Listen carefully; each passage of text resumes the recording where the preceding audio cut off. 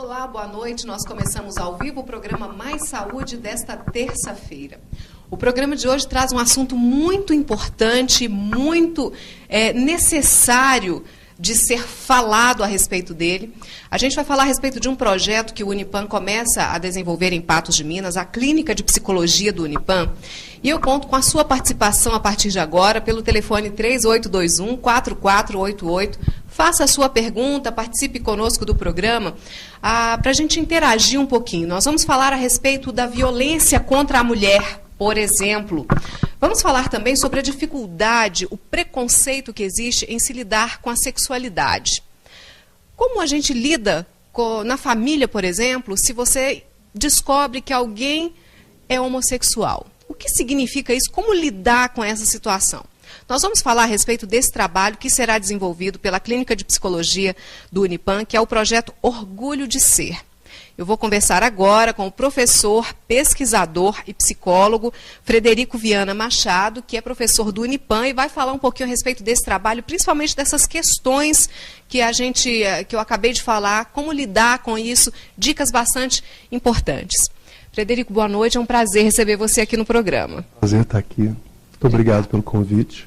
Frederico, falar sobre isso ainda é um pouco difícil, né? Para algumas pessoas é um assunto delicadíssimo. Sim, sim. Tanto a violência contra a mulher, né, quanto o preconceito contra a homossexualidade, a travestilidade, a lesbianidade e todas as formas, né, de comportamento sexual que desviam da regra. Né? Até hoje em dia, com, né, todas essas mudanças que a gente vê hoje, né, nos papéis de gênero, até hoje é muito difícil a gente falar sobre o prazer sexual da mulher, por exemplo. Né? Hoje, se um homem manifesta publicamente, né, o seu desejo sexual e que está a fim de uma relação sexual, isso é visto como natural. Ao passo que se uma mulher manifesta isso publicamente, né, ela vai ser muito mal vista. Então isso até hoje é um tabu muito forte, né? E quando esse tabu ele começa a ser rompido, ele começa a ser desafiado, seja no âmbito privado, particular, ou mesmo no âmbito público, né, com uma passeata que questiona isso, como foi a Marcha das Vadias há pouco tempo, como já vem fazendo há mais tempo a Parada do Orgulho LGBT, ou quando se começa uma discussão, né, política acerca de uma lei como o PL 122 em Brasília, ou aquela polêmica que teve no Brasil inteiro sobre o kit gay, né? Então, seja no âmbito público das relações, né, pessoais, ou seja no âmbito público político, né, ou no âmbito pessoal das relações pessoais, esse tema, quando ele começa a desafiar um pouco essa naturalidade das relações, ele sempre implica em desconforto, né? Ele implica em relações de violência, muitas vezes, em repressão, em desconforto de várias formas, né? De vários tipos. Né? E eu acho que o projeto Orgulho de Ser vem muito nessa direção, né? Porque a gente parte do ponto de vista de que muitas dessas relações, né, a cura para elas, eu não gosto da palavra cura, mas eu acho que a intervenção não deve ser apenas no nível do indivíduo, mas ela deve ser no nível da sociedade. Quer dizer, a informação, né, ela tem condições de mudar essa situação, né? Eu acredito que as coisas já estão mudando, já estão em franco processo de mudança, tanto é que hoje as pessoas não se contentam mais em vivenciar, né, a sua intimidade de forma invisível, como vivenciaram durante toda a história. Né? A homossexualidade não é uma invenção recente. Né? Tampouco o desejo feminino ele surgiu, né, com a pílula. Ele começou a ser visibilizado com a pílula. Né? Então, eu acho que hoje as pessoas já não se contentam mais em guardar para o âmbito privado, né, esses atravessamentos da sua personalidade. E a ideia do projeto vem muito nessa direção, para atender, né, as demandas que surgem desses conflitos. E atender não só, né, aqueles que sofrem o preconceito, né, como uma mulher que está sofrendo preconceito porque divorciou, ou porque, né, descobriram que ela está fazendo sexo, fez sexo casual com alguém, ou porque ela manifestou publicamente o seu desejo, né, ou mesmo um homossexual que sofreu violência de um vizinho, ou de um irmão, ou de um parente, ou né, de um desconhecido na rua, enfim, todas essas formas de violência, mas também o projeto está aí, inclusive, para atender, por exemplo, professores que estão com esse problema em sala de aula, porque um aluno, né, ele já se declarou homossexual e está sofrendo bullying, e a turma não está sabendo lidar com isso, ou uma escola que às vezes tem um travesti ou um transexual e que esse está correndo risco já de abandonar a escola, ou, né, muitos conflitos, né, no dia a dia da escola, nos corredores, qual banheiro esse sujeito vai usar, começa por aí. Né, até hoje os nossos banheiros são generificados, como já foram nossas escolas, né, as escolas antes eram divididas por sexo. Hoje a gente tem um resíduo disso que são os banheiros, né, nós temos o banheiro masculino, o banheiro feminino, e... Enfim, por exemplo, nas empresas, né, esses conflitos aparecem muitas vezes, porque, por exemplo, hoje nós já temos uma lei estadual, que é a Lei 14.170, que proíbe, né, qualquer estabelecimento comercial, que proíbe qualquer pessoa, né, de discriminar um casal homossexual que está manifestando seu afeto. Né? Então, por exemplo, um casal vai para um bar, dois homens ou duas mulheres, e se beijam. Né? Em muitos lugares eles ainda vão ser expulsos de lá, vão ser agredidos, vão ser humilhados, coisas do tipo, sendo que nós já temos uma lei que garante a essas pessoas, né, a manifestação do seu afeto em público. Então, muitas vezes nós estamos aí também para fazer essa mediação de conflitos, né, e trabalhar um pouco essas questões, porque a gente acredita que a psicologia, ela não é uma coisa só mental, né, uma coisa que diz respeito apenas a nossa subjetividade individual, digamos assim. Mas a psicologia, ela também tem que estar, né, articulada com a vivência objetiva dessa subjetividade, né, com as nossas relações sociais, com a forma como nós organizamos as nossas instituições, né, como nós dispomos os corpos no espaço público, né, enfim, acho que a psicologia, ela perpassa toda essa conformação social que está muito além, né, da nossa individualidade, né? Isso até desafia um pouco essa nossa noção de individualidade, ela tem que ser um pouco questionada. Claro. E essa questão, todas essas questões colocadas pelo Frederico serão tratadas num trabalho de estágio feito pelos alunos do curso de psicologia, supervisionados pelo Frederico, que está coordenando aí esse projeto, e vai prestar, então, atendimento nesses assuntos, nessas pontualidades que o Frederico já fez. Nós vamos dividir o assunto um pouquinho, porque nós temos dois pontos que a gente precisa falar bastante.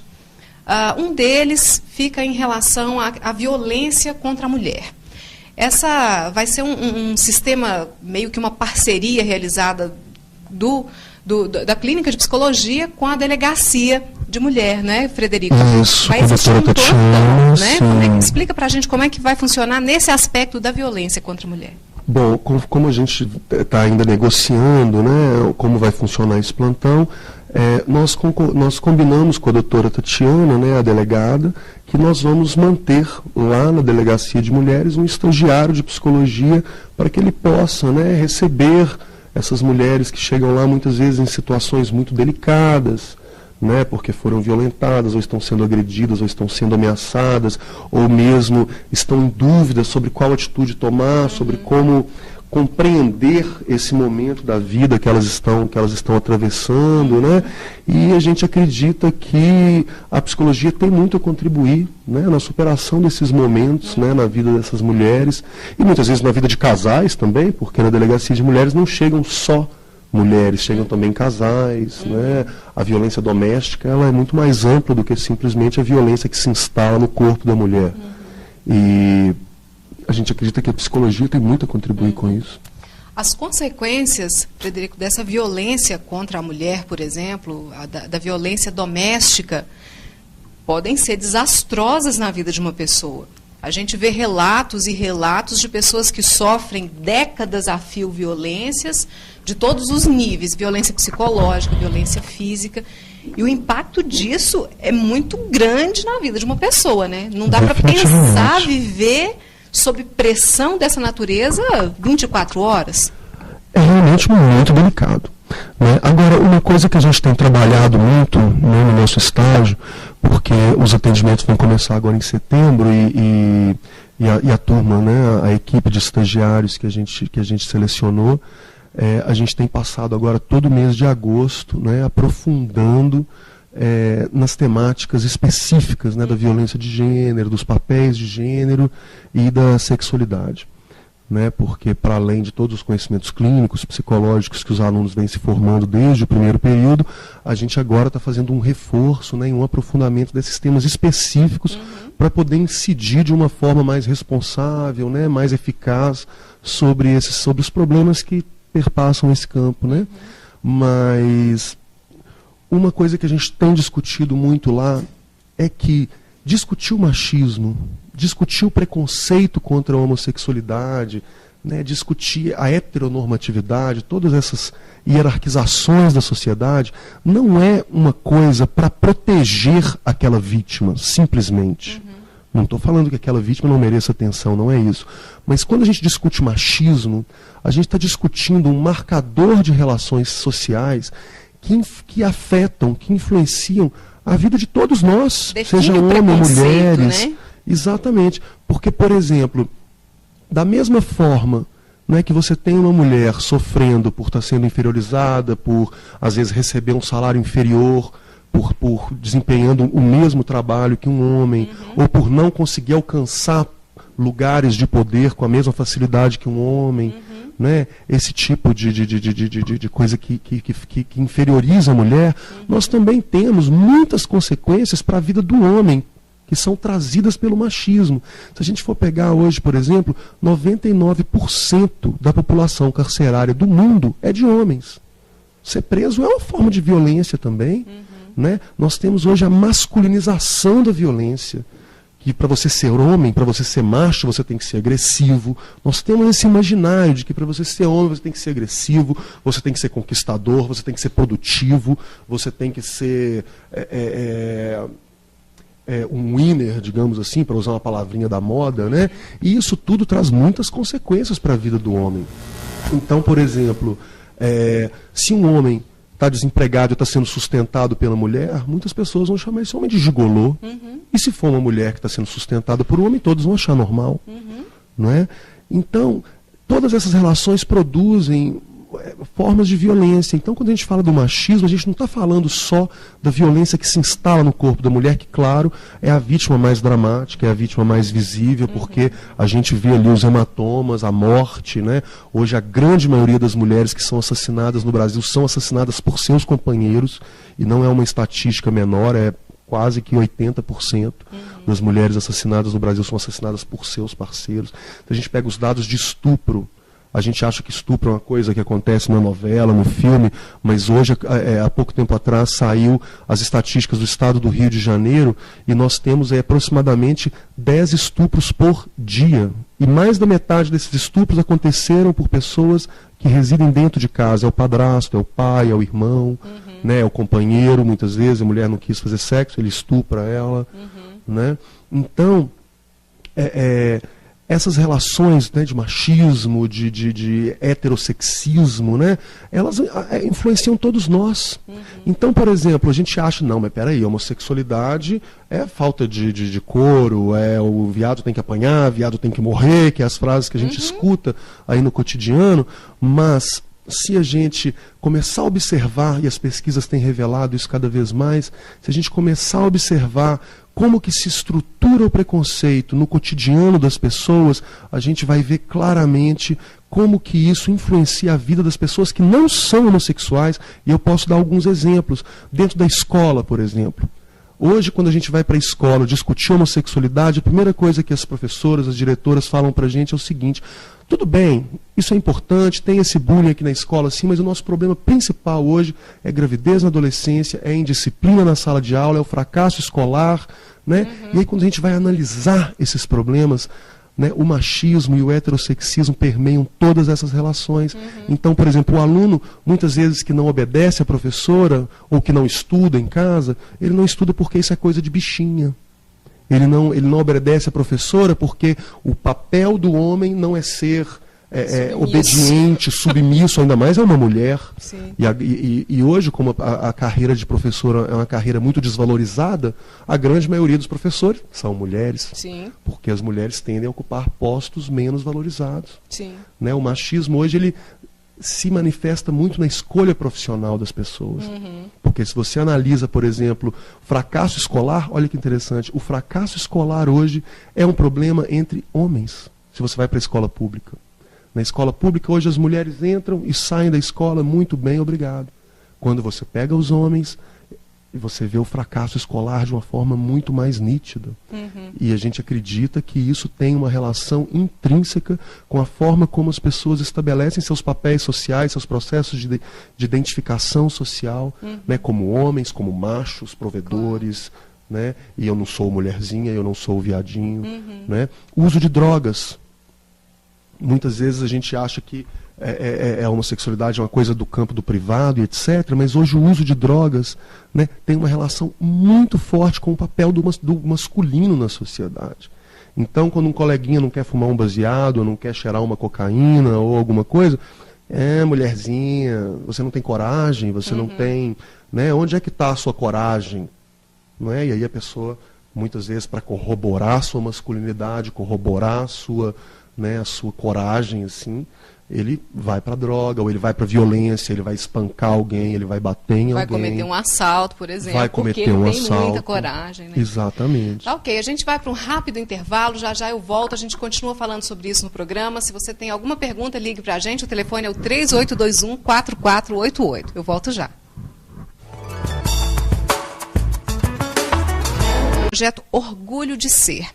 Eu vou conversar agora com o professor, pesquisador e psicólogo Frederico Viana Machado, que é professor do Unipan e vai falar um pouquinho a respeito desse trabalho, principalmente dessas questões que eu acabei de falar, como lidar com isso, dicas bastante importantes. Frederico, boa noite, é um prazer receber você aqui no programa. Prazer estar aqui. Muito obrigado pelo convite. Frederico, falar sobre isso ainda é um pouco difícil, né? Para algumas pessoas é um assunto delicadíssimo. Faça a sua pergunta, participe conosco do programa, para a gente interagir um pouquinho. Nós vamos falar a respeito da violência contra a mulher, por exemplo. Vamos falar também sobre a dificuldade, o preconceito que existe em se lidar com a sexualidade.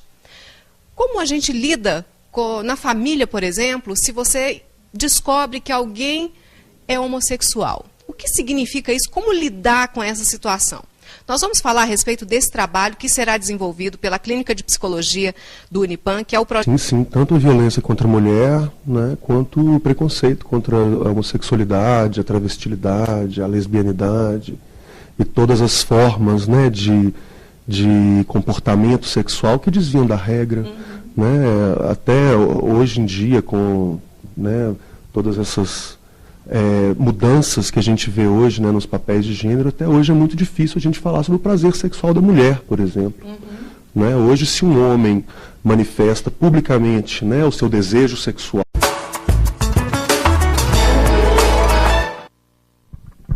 Olá, boa noite. Nós começamos ao vivo o programa Mais Saúde desta terça-feira. O programa de hoje traz um assunto muito importante, muito necessário de ser falado a respeito dele.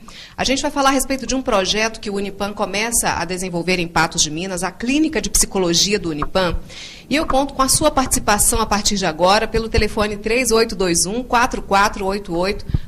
E que está afim de uma relação sexual, isso é visto como natural. Ao passo que se uma mulher manifesta isso publicamente, né, ela vai ser muito mal vista. Então isso até hoje é um tabu muito forte, né?